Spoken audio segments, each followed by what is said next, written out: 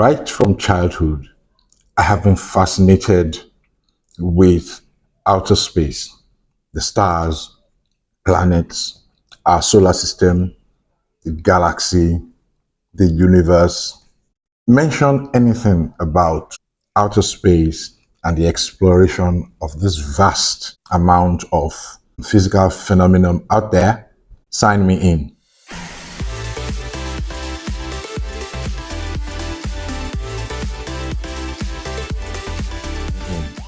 I had a subscription to NASA's newsletter.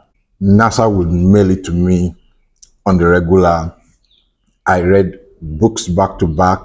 I watched TV shows back to back just to keep up with this fascinating thing called outer space.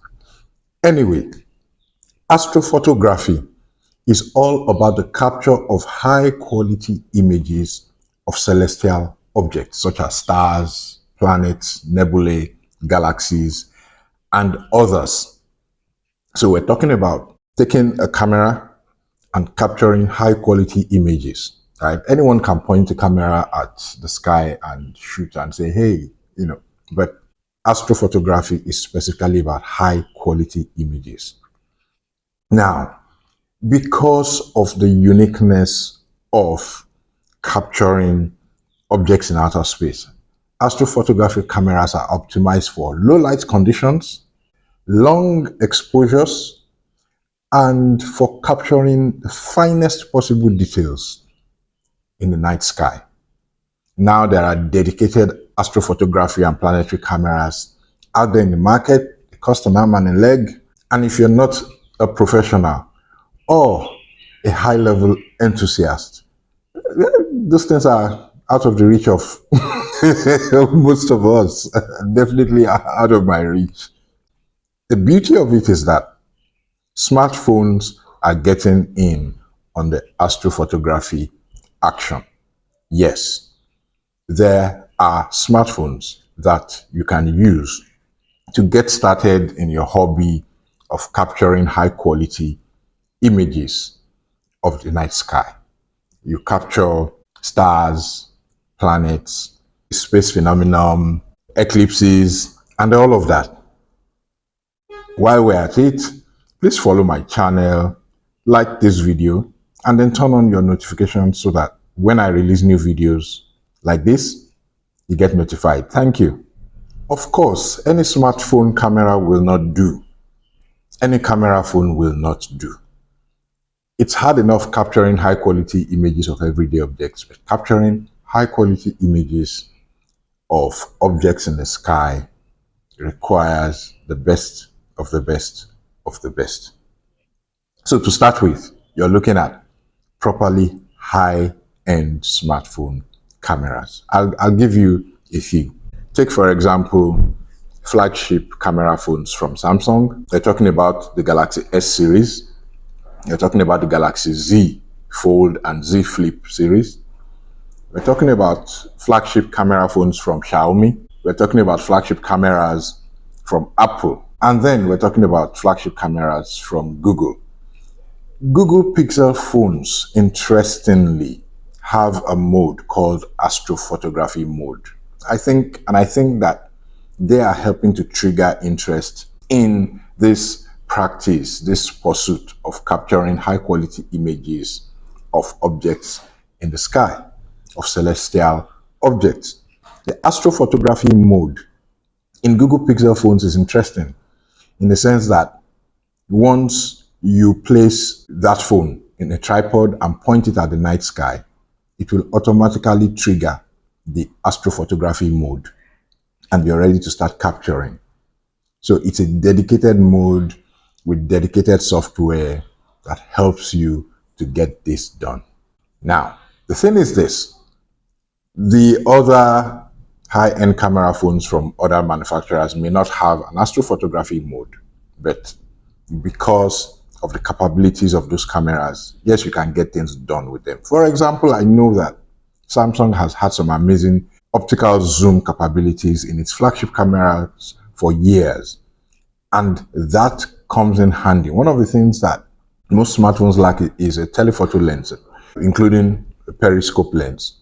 Now, Samsung's high-end phones have had this for years, and they are quite capable at zooming in to objects in the sky. Xiaomi's high-end phones have it too. Apple's high-end phones have it too. So you're good to go. But here are a number of things that you have to pay attention to if you want to pursue astrophotography, because we're dealing with distant images in a dark sky.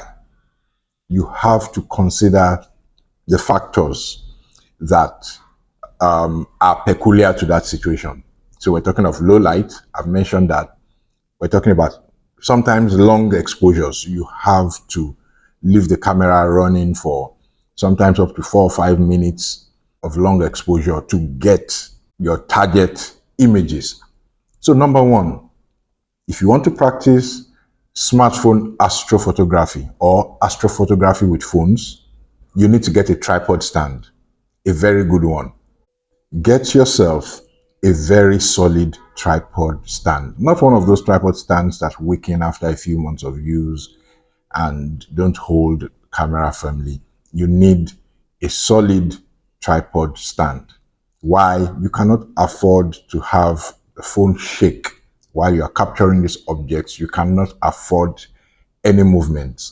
You need something that will hold that phone steady and pointing at the night sky without your hands getting involved.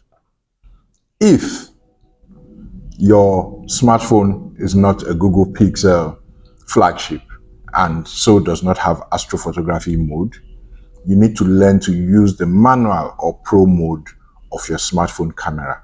You have to learn about exposure, about ISO, and all that. There are plenty of tutorials on the web and on YouTube that will help you come to terms with those terminologies. You need to know what to do to gain long exposure. You need to know what to do to reduce this and increase that. That means you're learning to use the manual mode or the pro mode of your smartphone camera. Now you need to avoid bright lights. Yes, you're capturing objects in a dark sky, millions of miles and kilometers away. You do not need glare from some bright light somewhere reflecting in your camera lens. You don't, that will just mess up. Can you imagine sitting out there trying to capture a particular phenomenon happening in space for long minutes, sometimes hours, and then you're ready to look at it all, and because of the glare from lights, whether it's lights from a perimeter fence nearby or lights from a passing vehicle, whatever kind of lights, your pictures are messed up. That can be very, very discouraging and frustrating. You don't want to find yourself in that situation. So you need to find a location or locations far away from bright city lights. Go up on a hill, go down in a valley, get away from lights. Whatever you do, if you can get your community to switch off their lights, maybe why not? Or get up on the roof. If you have a building with a vantage point, get up on the roof and get away from the lights down below. Lastly, there are times you will need to do some post-processing, especially if your smartphone does not have a dedicated astrophotography mode. What do I mean by post-processing? It means after the pictures have been taken, you run them through an image editing app that can highlight some of the things you want to see in different ways. A good app that I use is Lightroom Mobile. I use Lightroom's mobile app. It's good for that. It has some presets, and I'm sure you can download, import many other presets that are dedicated for astrophotography. Some others will recommend Snapseed. Snapseed is good. Personally, my preference is Lightroom, and I've gotten very good results with Lightroom. This is a good summary of what you need to get started with astrophotography with phones. Get a high-end camera phone. You cannot take this kind of pictures with low-end phones, unfortunately. You need cameras with superb capabilities, cameras that can capture high quality images. Get a tripod stand. You definitely need a tripod stand. No playing. If you don't have a tripod stand, you're not even ready for astrophotography with your phone or with any kind of camera for that matter. And once you have this, you're good to go. Once again, Google Pixel phones have a dedicated astrophotography mode. I understand that the recently announced Google Pixel 9a is the first of the Pixel A series with astrophotography mode. So now you can spend a little less, right? Because it's a budget smartphone. You can spend a little less and still be able to capture cool stuff out there in the sky.